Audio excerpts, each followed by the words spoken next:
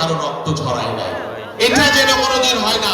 আর মানুষ ক্ষুদ্র দূরের কথা, এই আমি করি না, আমার রক্তে নাই, কোনোদিন কাউকে একটা চোট দেয় না, রাজনীতির কারণে রক্ত গরম করি নাই, চোখ কুচল করি নাই, এটা আমি করতে চাই না। আল্লাহ তাআলা এটা যেন আমাকে দিয়ে করায় না। আর যাই হোক, এখন জাতীয় রাজনীতির একটা কথা বলি। দেখেন, 15 বছর আমরা নির্যাতিত হয়েছি, 17 বছর আওয়ামী লীগের লোকের দ্বারাই তো নির্যাতিত হয়েছি। 6 মাস হতে পারলো না সেই আওয়ামী লীগের প্রতি আমাদের এত মায়া, এত দরদ। আওয়ামী লীগের লোক সাথে নিয়ে আমরা বিএনপির উপরে হামলা করি, নির্যাতন করি, দল ভারী করি। এটা কোনো রাজনীতি হতে পারে বলেন? এটা কোনো রাজনীতি হতে পারে? এটা যারা করছে দয়া করে এটা করবেন না। এটা দলের নীতি নৈতিকতার বাইরে। আপনারা আপনাদের নিজেদের সর্বনাশ করছেন। আবার যদি আওয়ামী লীগ ফিরে আসে, আবার যদি এদেশে আওয়ামী লীগ ফিরে আসে, মনে করবেন আবার আপনাদের ধান খেতে পাট খেতে আপনারা বাড়ি ঘুমাইতে পারবেন না, শান্তিতে দিনাতিপাত করতে পারবেন না।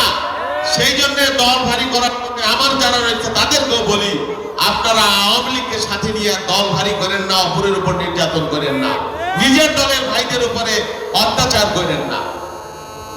এখন পর্যন্ত কিন্তু দেশের মধ্যে নানান ধরনের ষড়যন্ত্র, হাসিনার পতন হয়েছে ঠিকই 5 তারিখে, কিন্তু নানাবিধ ষড়যন্ত্র, এখনো কিন্তু ষড়যন্ত্র শেষ হয় নাই।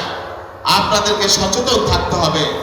আগামী নির্বাচন পর্যন্ত, যতদিন পর্যন্ত মানুষের সরকার আমরা প্রতিষ্ঠা করতে না পারবো, ততদিন কিন্তু এই ষড়যন্ত্র চলতেই থাকবে। আপনাদেরকে চোখ কান খোলা রাখতে হবে, আপনাদেরকে অবশ্যই সচেতন থাকতে হবে। এবং যদি আমরা ডাক দেই, প্রয়োজন যদি হয়, আবার কিন্তু প্রয়োজনে রাজপথে ভোটের দাবিতে, ভোটের অধিকার। 15 বছর লড়াই করেছি, ট্রেনিং জমা দেই নাই। আমাদের হাসিনার চোখে চোখ রেখে কথা বলেছি। কোন রকম আমার নেত্রী যেমন হাসিনা একটা মৃত্যুকে সাথে তিনি মেনে নিয়েছেন, কিন্তু হাসিনার শাসন মেনে নেন নাই। আমার নেতা তারেক রহমান 16 বছর দেশের বাইরে, 17 বছর দেশে আসতে পারেন না। আর আমরা কি ত্যাগ স্বীকার করেছি বলেন? সেই জন্য আগামী দিনে যে কোনো লড়াইয়ের জন্য আমরা প্রস্তুত আছি, কিন্তু বাংলাদেশের মাটিতে আমরা গণতন্ত্র প্রতিষ্ঠা করব, আপনাদের ভোটের অধিকার প্রতিষ্ঠা করে ছাড়বো।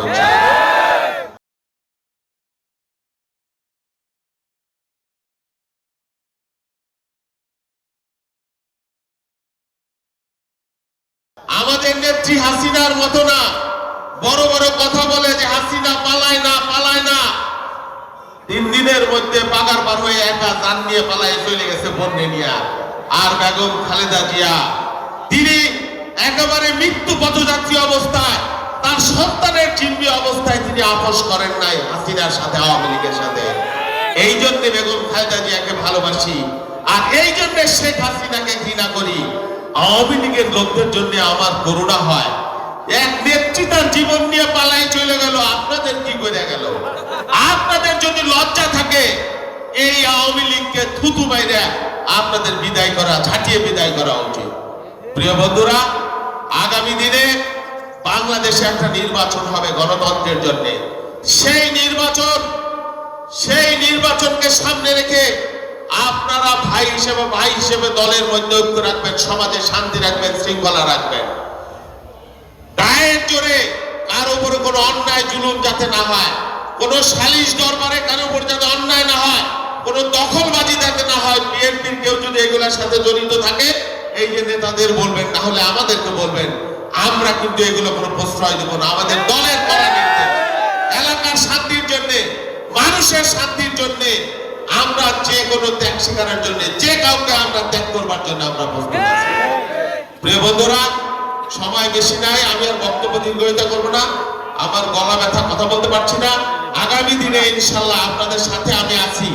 এমপি হই বা না হয় তাও আছি, মন্ত্রী হই বা না হয় তাও আছি। আগেও ছিলাম, আমি আপনাদের এলাকার সন্তান, এই এলাকায় জন্মাইছি। আপনারা ডাকবেন, যে কোনো কাজে আপনাদের সাথে পাবেন, ইনশাল্লাহ আমাদেরকে পাশে পাবেন। আমাদের নেত্রীর জন্য দোয়া করবেন। বেগম খালেদা জিয়া, তিনি অসুস্থ অবস্থায় আছে।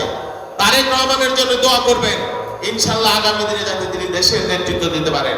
আর কৃষক যারা রয়েছে তাদেরকে বলি যে আপনাদের জন্য আমাদের দল, জিয়াউর রহমান, খালেদা জিয়া, তারেক রহমান সব সময় আপনাদের জন্য মায়া করছে, আপনাদের পাশে আছে।